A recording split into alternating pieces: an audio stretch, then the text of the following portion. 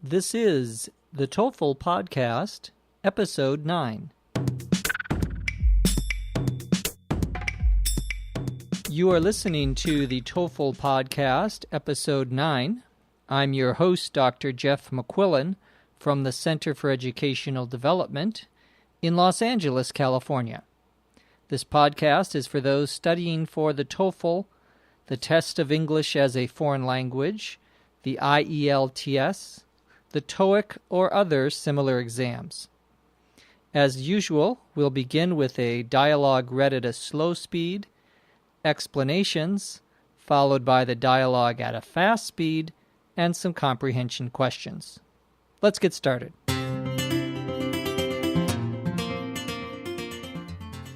Hi, what are you doing? I'm preparing for the exam next week. What did you get on the last test? I really blew it. I got a 78.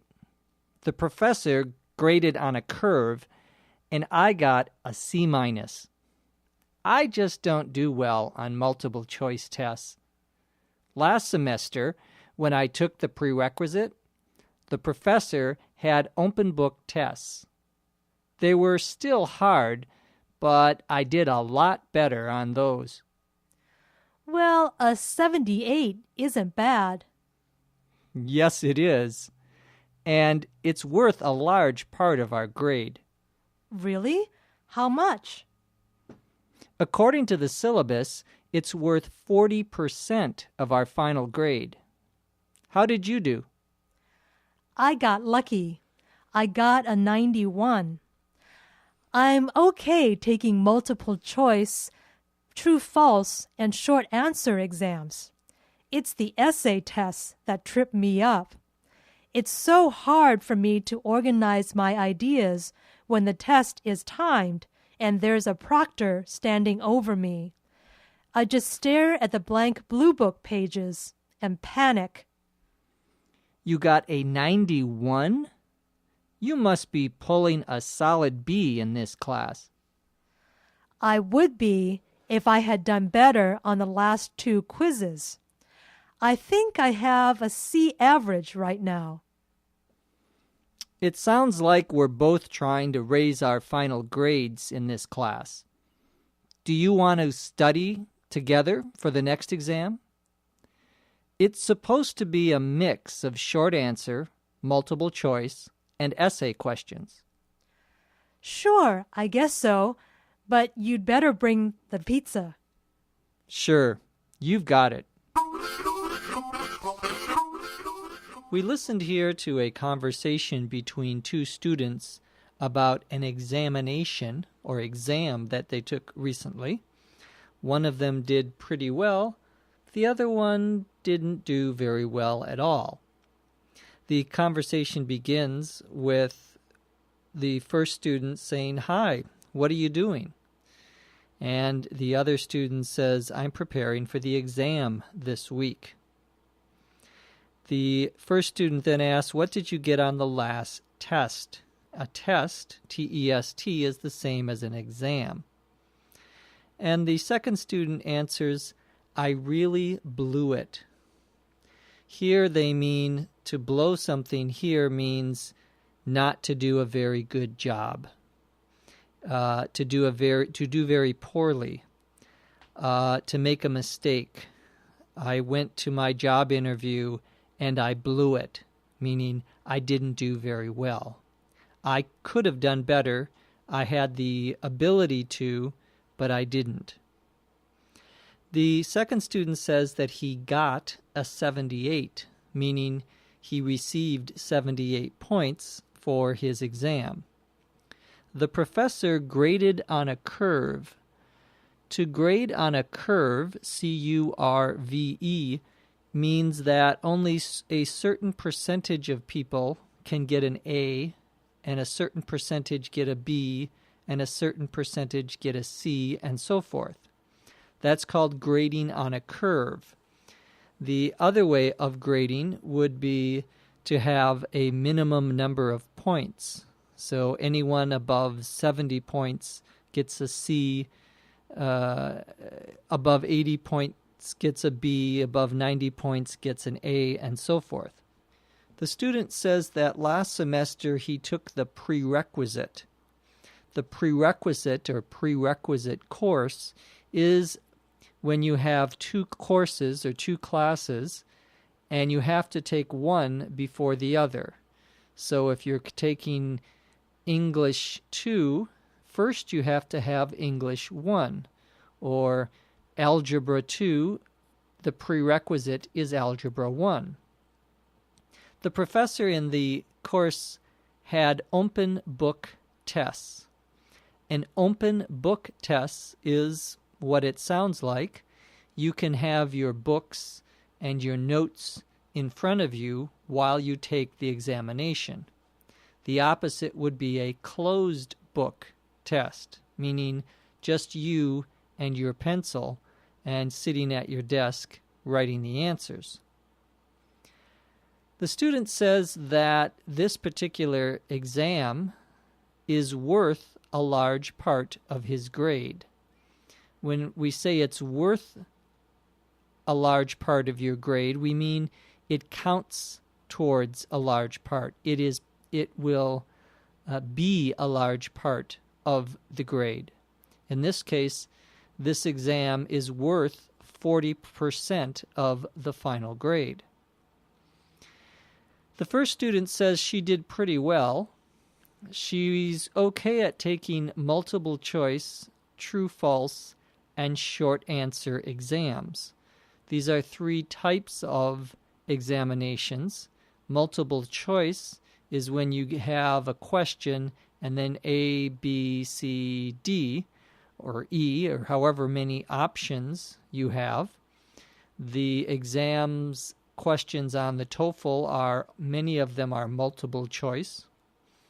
A true-false question is you have to say, is this statement or this sentence true or is it false?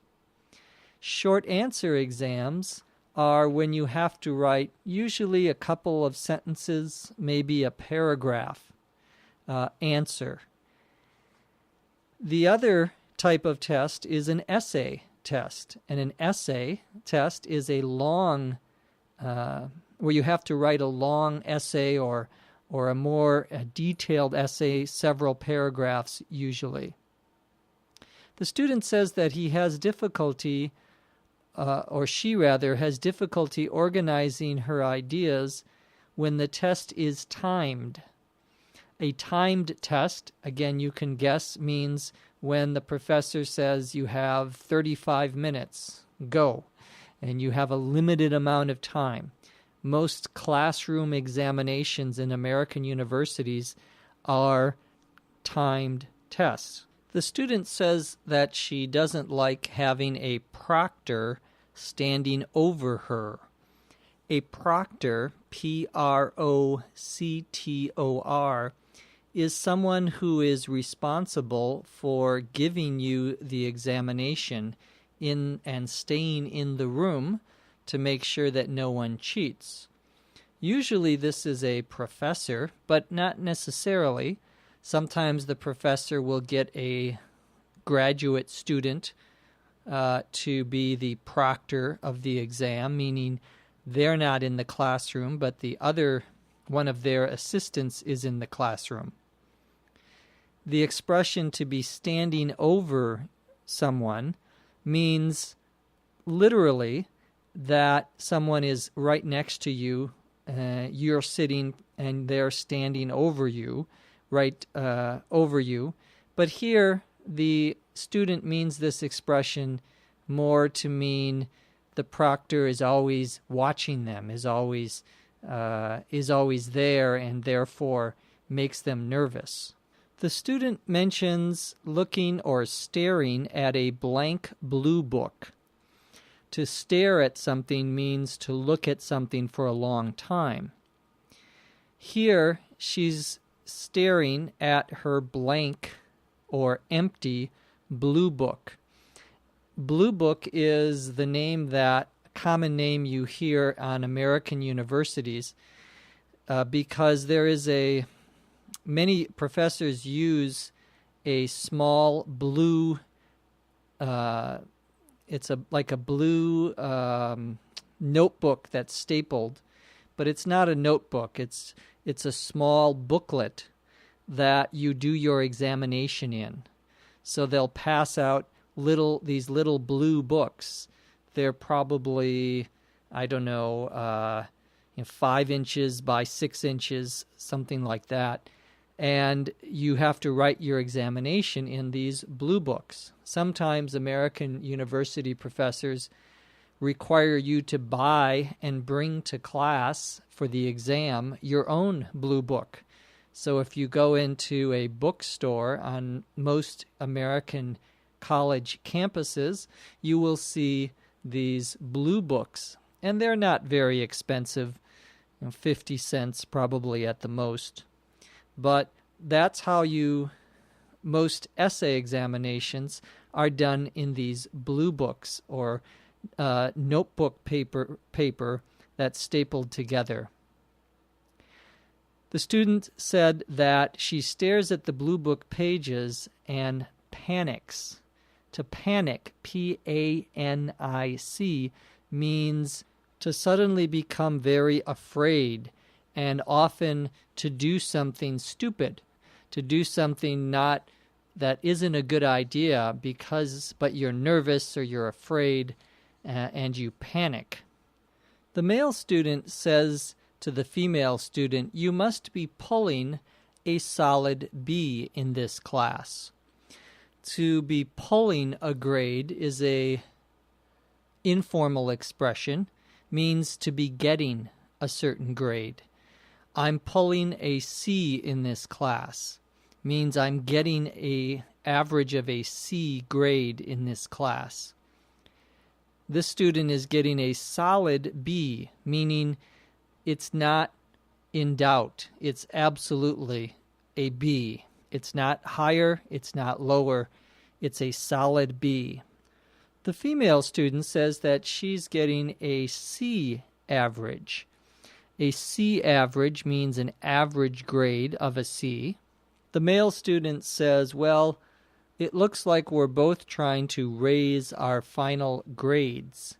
To raise your grades means to improve, to get a higher grade, a better grade. And so he suggests that they study together. And the woman says, okay, but you better bring the pizza, meaning you should bring the pizza.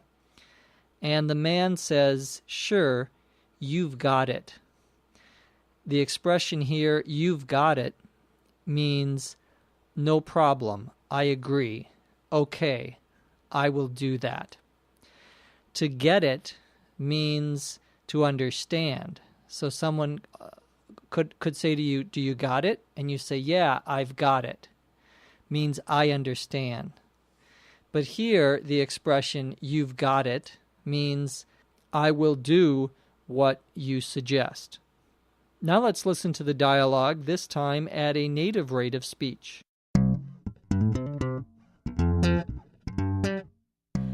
Hi, what are you doing? I'm preparing for the exam next week. What did you get on the last test? I really blew it. I got a 78. The professor graded on a curve, and I got a C-. I just don't do well on multiple choice tests. Last semester, when I took the prerequisite, the professor had open book tests. They were still hard, but I did a lot better on those. Well, a 78 isn't bad. Yes, it is. And it's worth a large part of our grade. Really? How much? According to the syllabus, it's worth 40% of our final grade. How did you do? I got lucky. I got a 91. I'm okay taking multiple choice, true, false, and short answer exams. It's the essay test that tripped me up. It's so hard for me to organize my ideas when the test is timed and there's a proctor standing over me. I just stare at the blank blue book pages and panic. You got a 91? You must be pulling a solid B in this class. I would be if I had done better on the last 2 quizzes. I think I have a C average right now. It sounds like we're both trying to raise our final grades in this class. Do you want to study together for the next exam? It's supposed to be a mix of short answer, multiple choice, and essay questions. Sure, I guess so. But you'd better bring the pizza. Sure, you've got it. Now a couple of comprehension questions about this dialogue. The man didn't do well on the exam because A. He didn't bring his blue book. B. The essay was timed. C. He injured his leg. Or D. He doesn't do well on multiple choice tests. The correct answer is D. He doesn't do well on multiple choice tests. The reference in the first answer to the blue book is something that is not related to why he did poorly. In fact, this exam is a multiple choice one, not a essay one. The essay was timed is not a reason why he did poorly. That is, in fact, one of the reasons the woman complains she doesn't do well on certain exams. He didn't injure his leg, although if you didn't understand the use of the verb pulling, if you thought maybe to pull was related to an injury, since we also use that verb to pull. For example, I pulled a muscle means I injured my muscle. I hurt my muscle. You would have answered that incorrectly. And the correct answer is D. He doesn't do well on multiple choice tests. Second question. How does the woman react to the man's invitation to study together? A. She says she has a pizza party to go to. B. She says she understands the question. C. She agrees to study with him. Or D. She says she needs to take a prerequisite first. The correct answer is C. She agrees to study with him.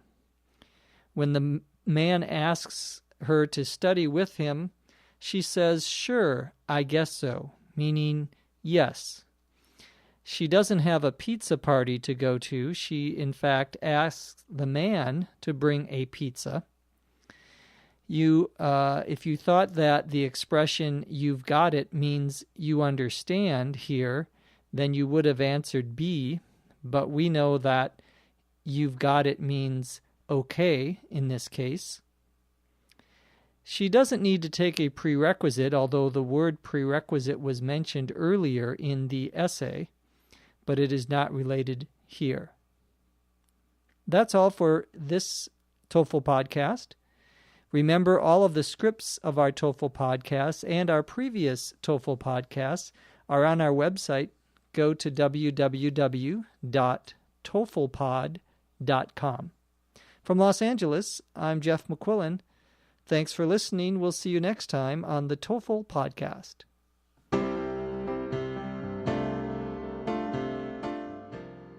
TOEFL Podcast is a production of the Center for Educational Development in Los Angeles, California. Copyright 2005. TOEFL is a registered trademark of the Educational Testing Service, which does not endorse and was not involved in the production of this podcast.